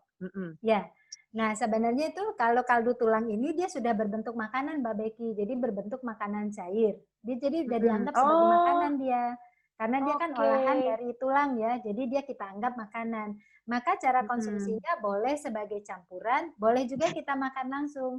Yang nggak disarankan itu justru minyak, Mbak Becky. Minyak itu bukan makanan yang bisa siap dimakan, tapi dia untuk diolah ke yang lain. Nah, jadi kalau minum minyak tidak terlalu disarankan, tapi kalau minum kaldu tulang sama, itu kayak minuman, jadi kayak makanan yang berbentuk cair gitu. Cairan. Ya, jadi boleh kalau misalnya kita pengen nih yang dari pagi sampai 6 jam kita mau kaldu tulang saja gitu, karena kita pengen kolagen kita terisi kembali misalnya. Boleh-boleh aja gitu. Nanti atau setelah itu kita campurkan tuh boleh. Ya. Nah dok, ini pertanyaan yang bagus banget nih dok ya. Dari kemarin-kemarin juga saya ada beberapa orang nanya, kalau gue vegetarian gitu, nggak makan daging, terus gimana kalau mau minum yang namanya kaldu tulang gitu? Nah itu gimana dong dok? Dari ikan, dari ikan bisa? Nggak boleh. Kalau vegetarian, dia nggak bisa tulang apa saja, dia nggak bisa. Seluruh yang berbahan dari hewan nggak boleh kalau vegetarian. Cuman kalau vegetarian masih boleh? Jadi kalau vegetarian itu kalau kaldu, dia harus diambil dari kaldu sayur. Jadi campuran wortel sama daun bawang, bawang pre, dari situ ngambilnya. Jadi bukan dari tulang, karena dia vegetarian. Oke. Nah, tapi kalau dia dimasak, dok, kalau si kaldu ini ya, mau kaldu dari sayur, apakah kaldu dari nabati hewani deh ya, si broth ini, waktu kita masak pakai dia gitu, terus kan masaknya lama tuh dok, apakah merusak kaldunya? Oh enggak. Kolagen itu dia sangat tahan ya, jadi dia nggak akan rusak. Oke. Nah, ini Marissa sepertinya sudah lagi siap-siap noto-noto. Udah jadi, Mar? Sudah jadi. Kayaknya kalau di sana kepengen tak makan deh. Pengen tak makan, pengen tak minum deh. Tapi nggak pengen tak gendong, ya berat deh ya. Oke. Baik, silakan Marissa. Oke, jadi ini ada soto ayam. Isinya ada bihun beras, ada kol yang sudah diblansir, ada toge juga sudah diblansir sebentar. Kemudian kuah sotonya yang spesial itu karena rempah-rempahnya kaya. Memang seperti kita tahu kan rempah dalam soto itu ada jahe, ada kunyit yang itu antiinflamasinya bagus banget. Terus kemudian bagi teman-teman, ibu-ibu yang males untuk bikin dari awal gitu ya, ngerebus daging ayam atau tulang ayam, itu bisa pakai yang sudah jadi seperti ini. Misalnya ada kaldu tulang sapi, kemudian ada kaldu tulang ayam. Ini tinggal dimasukkan ke kuah sotonya, jadi praktis ya, nggak perlu ngerebus dari awal.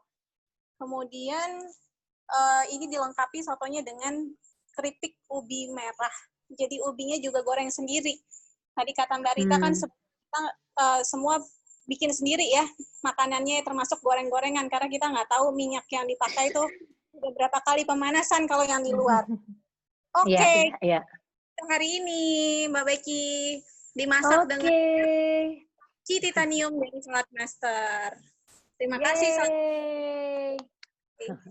Terima kasih Salad Master, terima kasih Marisa. Nah, jadi ini masih ada, thank you. Marisa masak sendiri, enak sendiri tuh ya. Oke. Nah, Dokter Rita, ada yang tanya nih, katanya penasaran banget, tolong dong ditanyain ya sebelum kita menutup acara sore hari ini. Oke, Dokter Rita, kalau untuk penyintas autoimun, apa sih ikan yang disarankan supaya juga nggak sembarang ikan yang bisa jangan-jangan malah menyebabkan kambuh saat setelah makan gitu. Ya, nah jadi sebenarnya gini, kalau ikan yang jadi gini prinsipnya gitu sebelum pemilihan adalah pokoknya ikan laut dalam itu akan mudah tercemar merkuri, itu kita hindari. Nah kemudian itu ikan laut dalam. Ikan laut dalam. Nah kemudian yang kita pilih itu ikan yang tidak tercemar tadi plus yang mengandung omega 3. Omega 3 sangat diperlukan untuk perbaikan sendi seorang autoimun gitu. Nah, misalnya kita pilih kayak ikan salmon itu kan hidup di 2 laut ya, walaupun dia di laut dalam tapi dia di 2 perairan. Jadi itu masih lebih baik dan dia mengandung omega 3. Nah, kalau kemudian mau coba yang kembung, kalau kita tahu perairannya tidak tercemar, itu juga boleh gitu. Nah, nanti untuk lengkapnya, kebetulan Marisa Cordoba Foundation itu telah mengeluarkan buku Mbak Becky, itu buku panduan dari semua jurnal penelitian terhadap ikan-ikan yang sudah tercemar. Nah, itu ada nama-namanya, itu di buku panduan autoimun itu. Nah, boleh ditanya nanti ke Mbak Endang sebagai sekretariat di MCF. Itu kayaknya semua autoimun wajib milik buku itu deh. Jadi itu panduan banget, udah diteliti. Nah, cuman kalau saya hari ini bisa memberitahu tentang yang itu saja, apa yang prinsip pemilihan ikannya. Nah, nanti kalau memang mau tanya lagi di IG juga bisa nanti saya ituin list satu-satu gitu. Oke, baik. Nah, Dokter, ini pertanyaan terakhir sebelum setelah ini saya akan kembalikan kepada Marisa ya, karena waktu juga ya semakin terbatas. Linda nih menanyakan, sebenarnya udah dari tadi. Linda menanyakan kenapa perut suka kembung gitu. Apakah karena usia, apakah gimana? Saya juga loh Dok. Saya itu, iya. Saya tuh sekarang suka bloated gitu loh Dok. Padahal ya itu tapi kalau saya sih emang saya lihat kalau saya banyak masuk asupan gula, udah deh bloated deh. Ya. Pasti itu benar-benar. Nah jadi apa yang sebaiknya dihindari dan apa yang sebaiknya lebih banyak dikonsumsi Dok? Apalagi menyangkut usia yang udah mulai banyak kayak usia saya tuh usia 50 gitu. Iya, siap. Oke Mbak Becky. Nah, kalau kita bicara perut kembung, itu perut kembung itu bisa disebabkan oleh beberapa hal. Satu, peningkatan asam lambung. Yang kedua, karena banyaknya gas yang terperangkap di dalam lambung itu tadi. Nah, gas itu bisa berasal dari pencernaan serat yang tidak sempurna. Oke, itu dulu. Nah, sekarang kita cek nih, kapan saja tuh asam lambung itu bisa meningkat, itu pada saat, satu, kita terlalu banyak pikiran yang panikan. Jadi makanya kita tuh nggak boleh punya pikiran yang panikan gitu, karena kalau itu langsung men-trigger asam lambung diproduksi tinggi. Apalagi kalau saat panikan itu tidak ada makanan yang masuk, itu benar-benar akan membuat melukai dinding lambung sehingga terjadilah peristiwa kembung tadi. Nah, gitu, tapi juga Mbak Becky, asam lambung itu juga meningkat ketika, nah itu tadi Mbak Becky, terlalu manis dia meningkat, terlalu asam dia meningkat, terlalu pedas dia meningkat. Jadi semua makanan yang ekstrim rasanya itu menstimulasi asam lambung itu naik. Nah, itu menimbulkan rasa kembung. Nah, berikutnya lagi yang menimbulkan rasa kembung adalah gas yang tidak keluar. Pada siapa yang gampang gas yang tidak keluar? Semakin usia kita bertambah, semakin kemampuan tubuh mengeluarkan itu tidak bisa dalam jumlah yang besar, dalam jumlah maksimal. Maka cara mengatasinya adalah pakai konsep PKTS, Mbak. Jadi PKTS itu makan dengan porsi kecil tapi boleh agak sering gitu. Jadi jangan seperti makan porsi besar terus nggak makan-makan terus makan porsi besar, itu nggak bisa lagi. Betul. Jadi kita serba sedikit, tapi nggak boleh lupa, nggak boleh lalai gitu. Iya. Kadang-kadang kita suka lalai karena sibuk gitu ya. Nah kemudian makanan yang mengandung gas tinggi kita hindari, seperti misalnya sayur nangka itu nggak boleh ketika perut kosong. Nah, kemudian juga yang terlalu berserat tinggi seperti daun pepaya, daun singkong, kalau perutnya kosong, karena itu bisa menghasilkan gas gitu. Nah, seperti itulah kira-kira gambarannya gitu. Terus suhu yang ekstrim Mbak Becky, masih perut kosong, minum air dingin, itu bergas nanti perut kita. Ya, jadi nggak boleh terlalu ekstrim gitu. Ya, jadi kalau bisa suhunya suhu lambung kita gitu. Oke. Itu padahal udah nasihat dari orang tua kita loh. Ya kan? Jangan minum air es, belum makan. Nanti perutnya kaget gitu ya. Itu kan udah nasihat dari orang tua kita loh. Nah, oke. Terima kasih Dokter Rita untuk jawabannya. Mudah-mudahan Mbak Linda ya, mudah-mudahan ini ya terjawab ya. Jadi artinya apa? Artinya kita memang harus benar-benar memperhatikan apa sih yang kita konsumsi, dan pastinya konsumsi situasi badan kita juga berubah dari tiap momen ke momen gitu ya. Artinya konsumsinya juga harus diperhatikan. Oke. Terima kasih dokter, terima kasih untuk para penanya. Nah, sekarang saya akan kembalikan lagi kepada host. Jadi saya ini ya bintang tamu juga, tapi asisten host juga gitu ya. Nah, jadi terima kasih Bu kepada Guru. Host yang sebenarnya. Ya udah, Marisa, silakan. Tapi by the way, sebelum saya kembalikan ke Marisa, saya ingin memberikan apresiasi yang luar biasa kepada Dokter Rita. Kita tepuk tangan dong di rumah aja masing-masing. Di rumah aja. Dengar sendiri, tepuk tangan sendiri, dengar sendiri. Tapi ini adalah apresiasi untuk Dokter Rita. Dokter Rita penjelasannya keren banget. Senang banget saya. Dan aduh berguna banget deh. Terima kasih dokter. Kembalikan kepada Marisa, silakan. Terima kasih Mbak Becky, terima kasih Mbak Rita. Ya, sama-sama. Nih, kita hampir di penghujung acara. Jadi ceritanya setelah ini saya akan coba membuat kesimpulan dari apa yang sudah kita bahas tadi. Sebentar saya share screen-nya ya.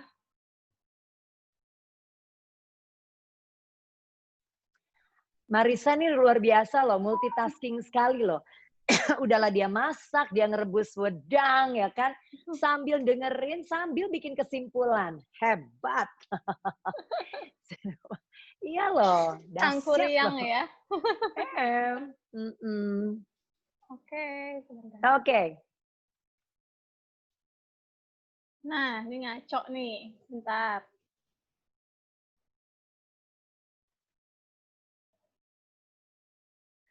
Tuh, semuanya pada say thank you, thank you, thank you. Katanya tuh, thank you Dokter Rita. Tuh, peserta pada happy. Bisa dengar informasi yang disampaikan oleh Dokter Rita tentunya ya. Jadi teman-teman untuk yang lain juga yang masih punya pertanyaan, masih penasaran gitu ya, bisa ditanyakan nanti melalui IG juga ya Dokter Rita ya.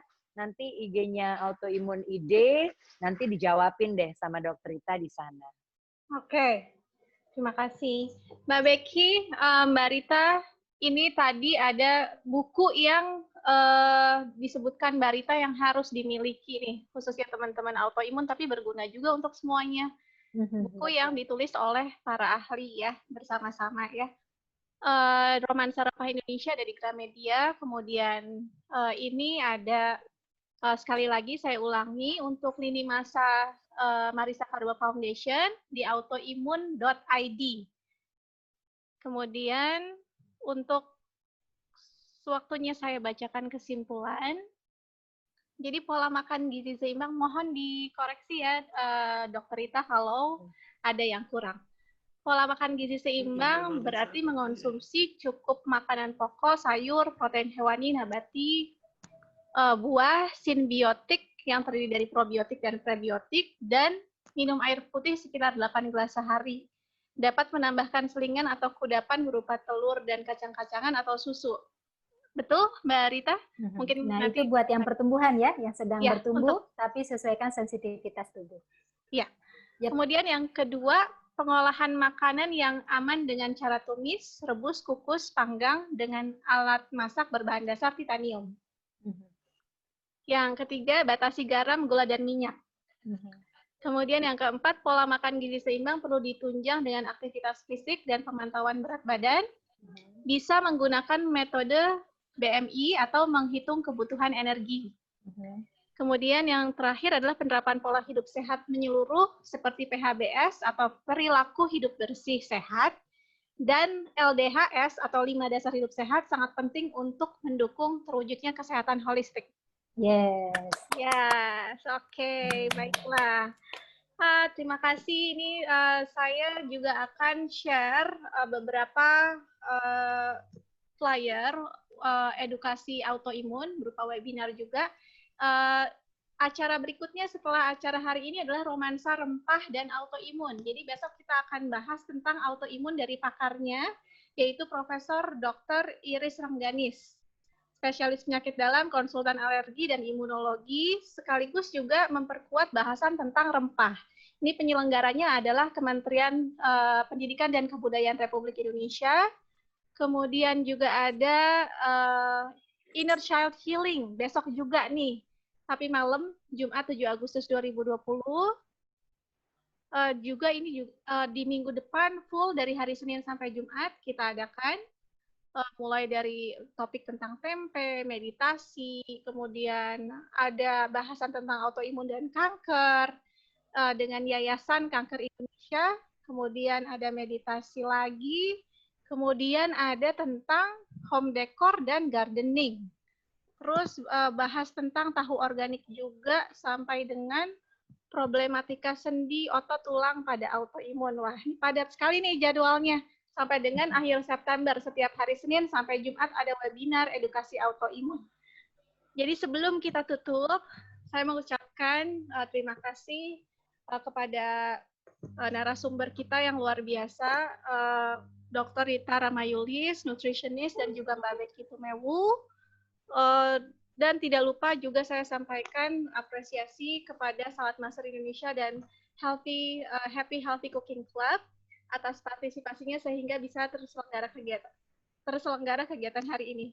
Dan juga tentunya kepada seluruh partisipan nih yang dari awal sampai akhir sudah standby mendengarkan belajar bersama. Ada 160 partisipan. Terima kasih banyak. Nah, sekarang waktunya kita foto bersama. Hore! Mohon dibuka nih videonya. Bisa dibuka dulu sebentar, kita foto bersama. Yuk, kita foto bersama bareng Dr. Rita dan Mbak Becky Tumewu. Ya. Semuanya, aktifkan kameranya. Oke.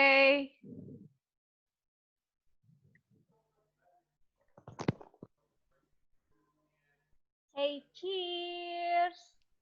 Cheers. Oke, lanjut lagi sebentar. Layar berikutnya. Oke. Yay. 1, 2, 3. Lagi? Ya, lagi sekali lagi. Oke, aku hitung ya. 1, 2, 3. Halaman berikutnya, ada 6 halaman. Oke, Wow. iya betul. Soalnya pesertanya banyak. Oke, 1, 2, 3. Oke, lagi 3 Sekali lagi. Oke, 1, 2, 3. 2 kali lagi. Lagi 1, 2, 3. Terakhir. 1, 2, 3. 10 kali lagi. Oke. Baiklah. Nah, itu adalah latihan. Itu adalah latihan kesabaran untuk kita semua, ya teman-teman. Ya. Iya. Baik, terima Panjang kasih. sabar. Iya, terima kasih atas hari ini. Izinkan saya undur diri. Assalamualaikum warahmatullahi wabarakatuh. Terima kasih semuanya. Thank you. Dah. Terima kasih. Bye. Ya. Stay healthy, stay safe, everyone. Thank you. Bye. Baik, terima Baik, kasih Mbak Mbak Marisa, Mbak Terima Becky, kasih Mbak Rita, Mbak semuanya. Becky, Dah. Mbak Renang, Nadia. Thank you. Bye. Terima kasih. Terima kasih semuanya.